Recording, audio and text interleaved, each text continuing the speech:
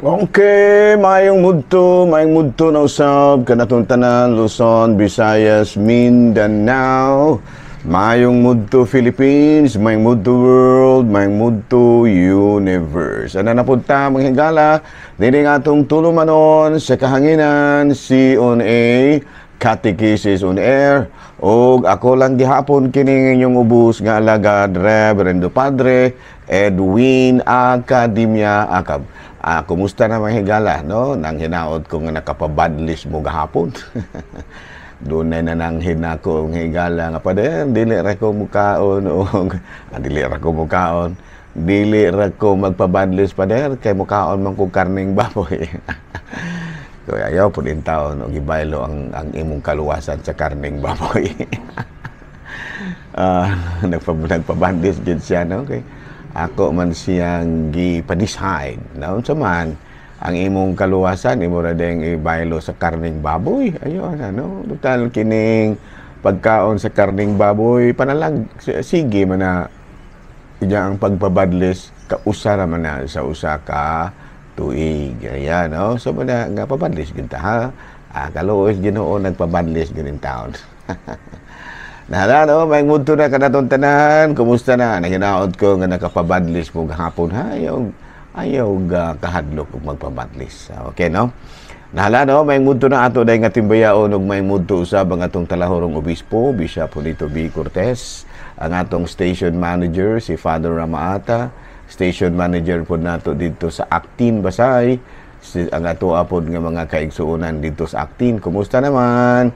Nang hinaot kita nga ana ang kamong tanan sa Kapiskay panglawas niining kamudto. Nakapaniud to na ba mo?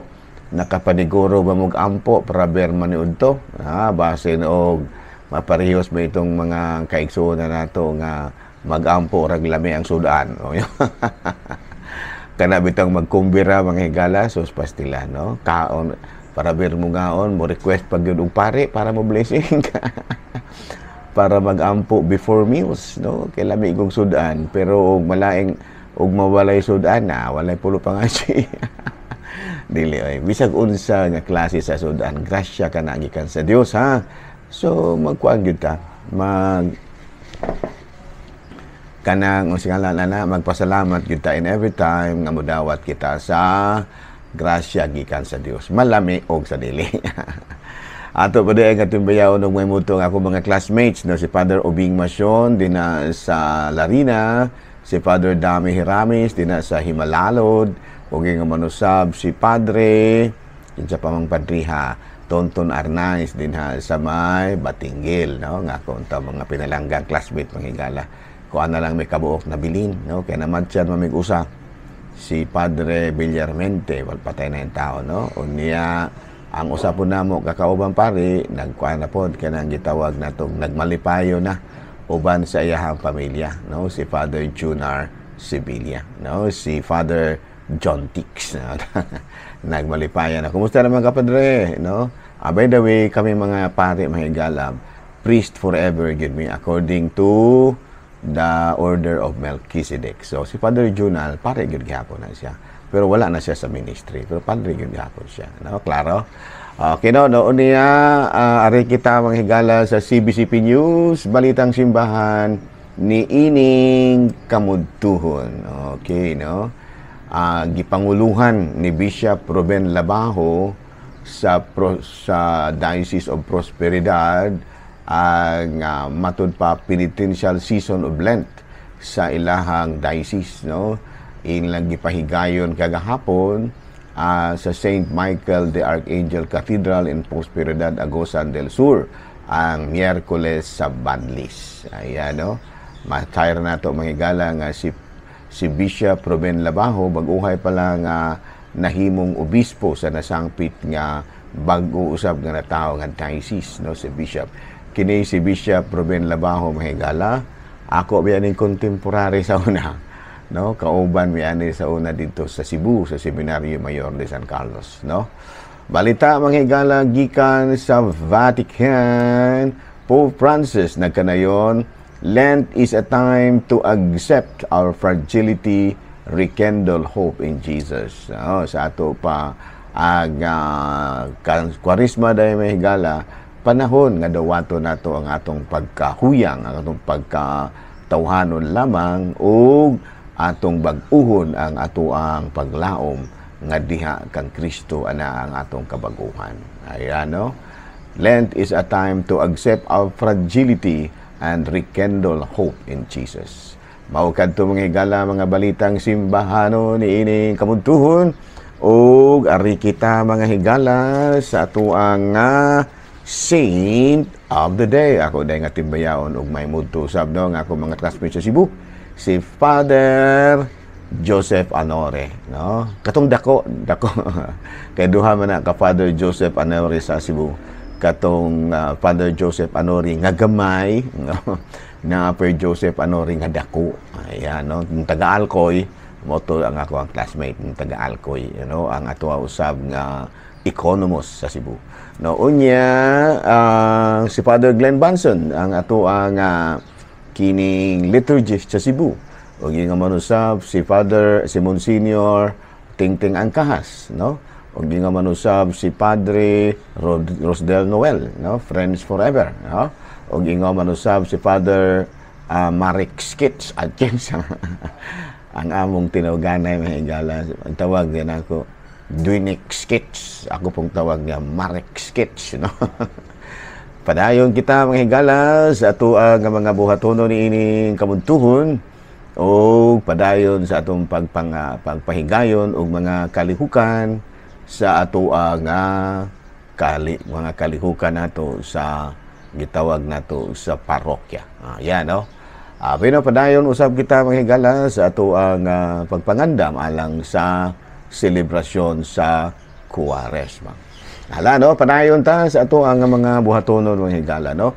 Ako po ang laing classmate si Father kining One Rosaroso. Ug nga manusab si Padre Peter Necesario.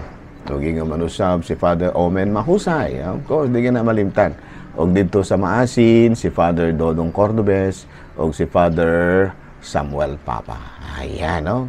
No, matud pa sa akong amigo. No, si Father Alar. Klayo man yung gigreet imong mga classmates ko. Kay pabor naman ta. Kanang okasyon naman na. Okasyon nato nga ma-greet nato ang ato ang mga. Of course, si Father Kipling Agravante, no? Okasyon naman na ang atong mag-greet sa kahanginan ng atong mga classmates katag sa Rabiana. Lala, no? May mudto na kanatong tanan nang hidaot kita nga na kitang tanan sa Kapiskay sa Panglawas. Padayon ta mga higala sa atuang mga buhatonon. Okay, no? Ari na ta mga higala sa atuang Saint of the Day. Of course, Saint of the Day nato si Gundri sa atong listahan. March 8, no? Kuan man taron. March 8, Sabado, Saint John of God, no? Kung sa Binisaya pa na, sa Kinatsila pa na, San Juan de Dios, no? San Juan de Dios, no? Kini si San Juan de Dios na taon adtong tuig 1495 o namatay ni adtong 1550. Unya usa kini siya kanhi ka sundalo. O niya, sa nagpangidaron siya 40 anyos, he gave up his life to God's service, established a house where he wisely tended to the needs of the poor sick people, attracted helpers. After his death, his helpers formed the Brothers Hospitaller. Ayan, no? Hospitallers. Brothers Hospitallers, no? Si Saint John of God. Ayan, no? So, selfless dedication to others. So karong adlaw mahigala, gihinumduman na to ang lain na pong patron sa Katolikong simbahan, nga mao si Saint John of God o San Juan de Dios. Okay, padayon ta, ari na ta sa ato ang katikisem. Okay, mga pangutana mahigala, mga pangutana sa usa ka awit. Okay, sa may mga pangutana nato. Pangutana. Father, sama.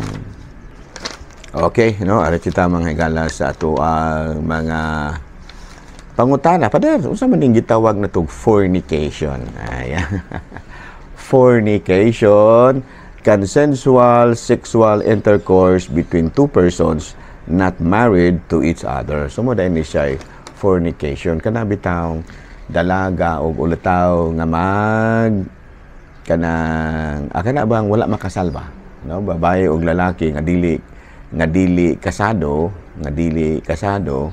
o niya naghilawas, no? Muna gitawag nato og fornication, no? Pero adultery, illicit intimate sex between one man and one woman whereby the other is currently married. So kanang adultery kung pananglitan nagkighilawas ang usa ka babae o lalaki, unya usa kanila minyo sa laing lalaki o minyo sa laing babae, muna gitawag nato sa in English og adultery, pagpanapaw, no? Sa ato pa pananglitan ang babae minyo, ang lalaki ulitaw, muna gitawag tog adultery, no? Ang lalaki minyo, ang babae dalaga, adultery.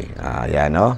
So muna siya. So fornication, kung silang duha puros lalaki o babae, dili minyo, pero dili po minyo sa lain, no? Sa to pa kuan silang duha kanang tagsaanon pero nagbuhat ang mga butanga.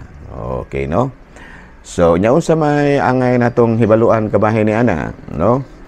Ako natong basahon sa 1 Corinthians 7 chapter 2, apan aron paglikay sa pakighilawas kinahanglang ang lalaki mangasawa og ang babae mamana. Uy, usay aron day malikay kininggit makalikay kita ni ining fornication sa bana og asawa. Sigon diri sa unang sulat ni San Pablo ngadto taga Corinto, kapitulo 7 bersikulo 2, magminyo na lang gyud ang lalaki ug ang babae, no? Magminyo gid sila, no? Unya sa 1 Corinthians 6 chapter 6 verse 9, sa walay duha-duha nasayod kamo nga mga dautan dili makasulod sa gingharian sa langit. Ayaw limbungi ang inyong kaugalingon, kaya ang mga tao nga makighilawas doon o ang nagsimba sa mga Diyos-Diyos o mga mananapaw o ang makighilawas sa isig lalaki o isig kababae. Ano? So, walay duha-dosayod kamo nga dautan, no? Sa tupak ka ng mga butanga, dautan ka na, no? Unya sa 1 Corinthians chapter 6 verse 13, ang uban muingon ang pagkaon lang man sa tiyan, ang pagkaon alang man sa tiyan, ug ang tiyan alang man sa pagkaon, tinuod ka na. Apan tapuson sa Dios kining duha. Ang lawas sa tao dili alang sa kalawayan, kundi alang sa Ginoo, ug ang Ginoo alang sa tao. Uy, kadto pa ang lawas dayon nato dili alang sa kalawayan, kung dili alang sa Ginoo. So dili kita magbuhat og mga laway nga mga butang, no? Alang ni adtong mga buutan, ayaw gyud mo og buhat niya na, ha? Hasta po tong mga dili buutan. Klaro, no? Ato ka nang mabasa sa 1 Corinthians chapter 6 verse 13. Okay.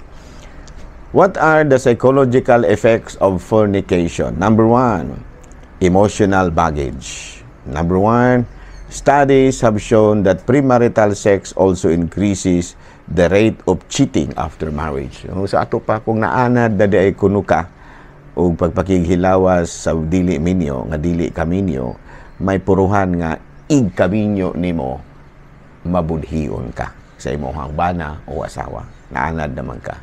O niya, number 2, misleading feelings, difficulty to determine the difference between sex and love. So maglisod na ka pag-determine ug unsay kalainan sa sex o gugma, no? Kung nagsigi ka niya ng mga fornication, no? Kana bang dalaga o ulitaw nga nagbuhat pirmi ana. Number 3,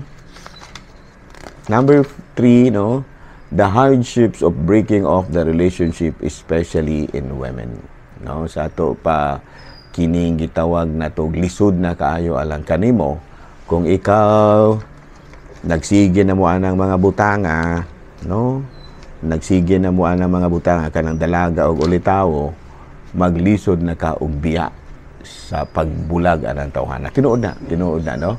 Basta ang babae makuha na gani sa lalaki, may puruhan nga dili na gid siya mobulag anang tawhana, no? Bahala unsa pa kasalawayo ng tawhana mo na nga ang uban bisag ingnan nga ayaw lagig minyo anang tawhana kapalakubog ng dako wa kay kaugmao na niya.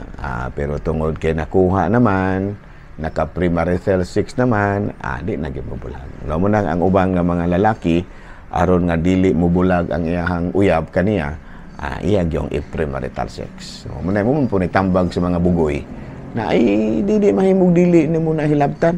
No, kay kana mangganing magpalitag yuta, buta tauran mo ginato nagmuhon. Yan. Mo na bugoy man siya premarital sex ang buti pa sa buti ana, no, kana bitang magpalitag yuta ato mang yung butangan ug muhon. Mga istorya bang mga binugoy ba, ayon niya na, no, kana mga binugoy-bugoy para ranas tubaan dili sa mga seryoso nga mga butang sama niining gitawag natong premarital sex. Nya adverse effect on the self-image of the partners, increase in teenage suicide along with pregnancy, abortion or STD. Sa ato pa may puruhan nga maguba ang imong self-image sa aning mga butanga. Nganuman pananglitan naa kay uyab, no? O niya nakuha na ka, ang babae nakuha na sa babae na lalaki. O niya bibulagan. May puruhan gyud nga dunay abortion nga mahitabo tungod kay nanabdos naman o baka matakdan ka sa sexually transmitted disease or ang uban niini mga higala maghikog. No? So ayaw likay gyud mo ani-anang ko, ano? Disappointment and regret of lost virginity. Sa ato pa may puruhan nga kung dalaga ka o nakuha na, nahilabta na ang imuhang pagkababayi, magmahay gyud ka kung okay wala na ang imong virginity. Ayan, no? Klaro? So maglikay gyud ha, likay gyud ta, no? Kamo paglikay gyud anang mga butanga kay di gyud na maayo. No? Okay, dayon na sa to pagid ko sis good. Okay. Okay, so usaon na to how to deal with them. Usaon man nato nga makalikay ta niining mga butanga. Number 1 is repentance and asking God's forgiveness. Ayan, no? And of course, forgiveness of self.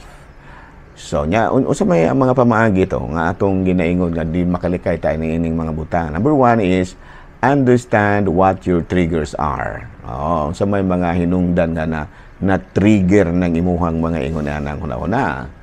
Ang tubag usahay boredom, stress. Sa to pa boredom, no, sa to pa laay. No, muna nga laay kaayo ba?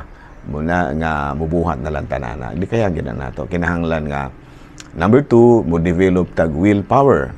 Make yourself busy with daily activities such as work, no? Aron nga dili na ka magsukuna-kuna sige ang mga butanga, make yourself busy with daily activities. Now, number 3, find a way to occupy yourself. Workout, reading book, taking a walk, and meditation. And of course, number 3, avoid giving in to temptation. Avoid looking at pornographic images or reading erotic writing.